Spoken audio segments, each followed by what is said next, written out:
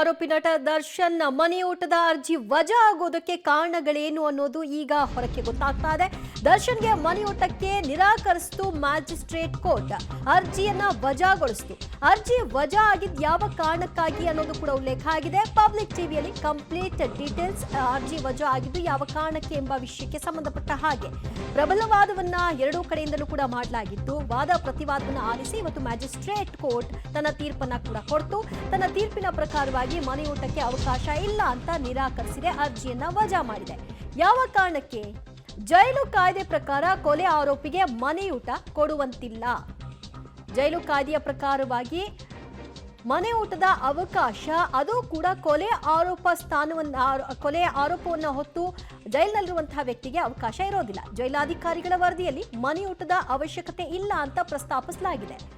ಜೈಲಾಧಿಕಾರಿಗಳು ಅವರ ಒಂದು ವರದಿ ಏನು ಕೊಟ್ಟಿದ್ದಾರೆ ಅದರಲ್ಲಿ ಮನೆಯೂಟದ ಅವಶ್ಯಕತೆ ಇಲ್ಲ ಅಂತ ಪ್ರಸ್ತಾಪ ಮಾಡಿರಬೇಕಾದ್ರೆ ಹೇಗೆ ಅದಕ್ಕೆ ಅವಕಾಶವನ್ನ ಕೇಳ್ತೀರಿ? ಮನೆಯೂಟ ಸಂಬಂಧ ಸಲ್ಲಿಕೆಯಾಗದ ಪೂರಕ ವೈದ್ಯಕೀಯ ಪ್ರಮಾಣ ಪತ್ರ ಯಾವ ಕಾರಣಕ್ಕಾಗಿ ಅಂತ ಡಾಕ್ಟರ್ ಸರ್ಟಿಫಿಕೇಟ್ ಕೊಡಬೇಕು. ಮನೆಯೂಟ ಸಂಬಂಧ ಸಲ್ಲಿಕೆಯಾಗಿಲ್ಲ ವೈದ್ಯಕೀಯ ಪ್ರಮಾಣ ಪತ್ರ. ಸೊ ಇದು ಕೂಡ ಒಂದು ಮೇನ್ ರೀಸನ್ ಅವರ ಅರ್ಜಿ ವಜಾ ಆಗ್ಲಿಕ್ಕೆ.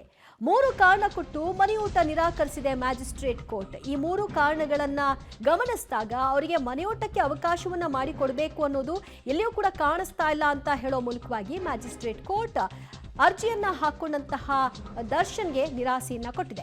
ಜೈಲು ಕಾಯ್ದೆಯ ಪ್ರಕಾರವಾಗಿ ಕೊಲೆ ಆರೋಪಿಗೆ ಮನೆಯೂಟ ಕೊಡುವಂತಿಲ್ಲ ಅಂತ ಕೂಡ ಹೇಳಿದೆ. ಮೊದಲನೇದಾಗಿ ಬಗ್ಗೆ ಮತ್ತಷ್ಟು ಮಾಹಿತಿ ಕೊಡ್ತಾರೆ ನಮ್ಮ ಪ್ರತಿನಿಧಿ ಮುರಳೀಧರ್.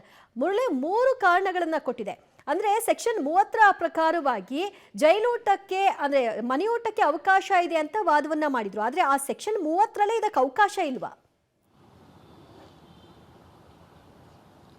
ದಿವ್ಯ, ಏನಂದ್ರೆ ಪ್ರಮುಖವಾಗಿ ಜೈಲಿನ ಮ್ಯಾನ್ಯುಯಲ್ನಲ್ಲಿ ಒಂದಷ್ಟು ಉಲ್ಲೇಖಗಳನ್ನು ಮಾಡಿದ್ದಾರೆ. ಕೊಲೆ ಆರೋಪಿ, ಅತ್ಯಾಚಾರದ ಆರೋಪಿ ಮತ್ತು ಡ್ರಗ್ಸ್ಗೆ ಸಂಬಂಧಪಟ್ಟಂತೆ ಆರೋಪಿಗಳು ಯಾರ್ಯಾರು ಬಂಧನಕ್ಕೊಳಗಾಗ್ತಾರೆ, ಜೊತೆಗೆ ಗ್ಯಾಂಗ್ ರೇಪ್ ಅಂದರೆ ಸಾಮೂಹಿಕ ಅತ್ಯಾಚಾರವನ್ನು ಮಾಡಿ ಜೈಲಿಗೆ ಸೇರಿದಂಥ ಆರೋಪಿಗಳೇನಿರ್ತಾರೆ, ಸಮಾಜಕ್ಕೆ ದುಷ್ಕೃತ್ಯವನ್ನು ಮಾಡಿದಂಥ ಆರೋಪಿಗಳೇನಿರ್ತಾರೆ, ಅಂಥವರ ವಿರುದ್ಧ ಏನಾದರೂ ಈ ರೀತಿಯ ಅರ್ಜಿಗಳು ಬಂದರೆ ಅದನ್ನು ವಜಾ ಮಾಡಬೇಕು ಅಂತೇಳಿ ಜೈಲಿನ ಮ್ಯಾನ್ಯುಯಲ್ನಲ್ಲಿ ಉಲ್ಲೇಖವನ್ನು ಮಾಡಿರುವಂಥದ್ದು. ಆ ರೀತಿಯ ಅವಕಾಶಗಳನ್ನು ಕೊಲೆ ಆರೋಪಿಗಳಿಗಿರ್ಬೋದು, ಅತ್ಯಾಚಾರದ ಆರೋಪಿಗಳಿರ್ಬೋದು ಮತ್ತು ಡ್ರಗ್ಸ್ ಕೇಸ್ನಲ್ಲಿ ಸಿಲುಕಿಕೊಂಡಂಥ ಆರೋಪಿಗಳೇನಿರ್ತಾರೆ ಅಂಥವ್ರಿಗೆ ಈ ರೀತಿಯ ಅವಕಾಶಗಳನ್ನು ಖಂಡಿತವಾಗಿ ಕೊಡಬಾರ್ದು ಅನ್ನೋದ್ರ ಬಗ್ಗೆ ಜೈಲಿನ ಮ್ಯಾನ್ಯುಯಲ್ನಲ್ಲಿ ಉಲ್ಲೇಖವನ್ನು ಮಾಡ್ತಾರೆ.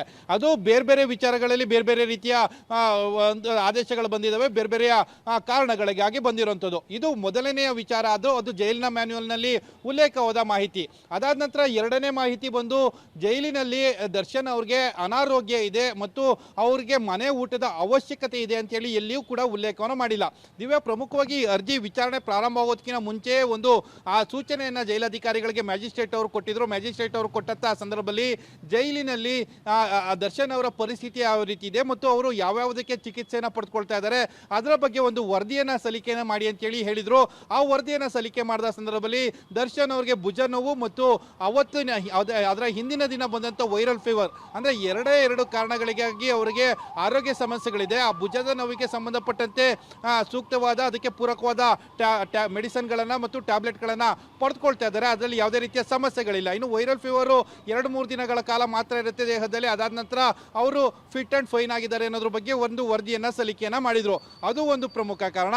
ಇನ್ನೊಂದು ಮೂರನೇ ಪ್ರಮುಖ ಕಾರಣ ಏನಂದರೆ ದರ್ಶನ್ ಅವರು ಅರ್ಜಿಯನ್ನು ಸಲ್ಲಿಕೆ ಮಾಡಿದಾಗ ಅವರಿಗೆ ಅನಾರೋಗ್ಯ ಯಾವ್ಯಾವ ಅನಾರೋಗ್ಯಗಳಿದ್ದಾವೆ, ಮನೆ ಊಟ ಇದಕ್ಕೆ ಇದೇ ಪರ್ಟಿಕ್ಯುಲರ್ ಆಗಿ ಇದೇ ಕಾರಣಕ್ಕಾಗಿ ಬೇಕೇ ಬೇಕು ಅನ್ನೋದಕ್ಕೆ ಸೂಕ್ತವಾದ ಪ್ರಮಾಣ ಪತ್ರಗಳನ್ನು ಅಥವಾ ವೈದ್ಯಕೀಯ ವರದಿಗಳನ್ನು, ಮೆಡಿಕಲ್ ರಿಪೋರ್ಟ್ ಅಂತಲೇ ಹೇಳ್ತೀವಿ, ಅದನ್ನು ಯಾವುದನ್ನು ಕೂಡ ಸಲ್ಲಿಕೆಯನ್ನು ಮಾಡಿಲ್ಲ. ಆ ಹಿನ್ನೆಲೆಯಲ್ಲಿ ಈ ಅರ್ಜಿಯನ್ನು ವಜಾ ಮಾಡ್ತಾ ಇದ್ದೀವಿ ಅಂತೇಳಿ ತಮ್ಮ ಆದೇಶದ ಪ್ರತಿಯಲ್ಲಿ ಉಲ್ಲೇಖವನ್ನು ಮಾಡಿರುವಂಥದ್ದು. ಈ 3 ಅಂಶಗಳೇನಿತ್ತು 3 ಅಂಶಗಳಿಂದ ಈಗ ದರ್ಶನ್ ಅವ್ರಿಗೆ ಜೈಲೂಟವೇ ಗಟ್ಟಿಯಾಗಿ ಫಿಕ್ಸ್ ಆಗಿರುವಂಥದ್ದು. ದಿವ್ಯಾ.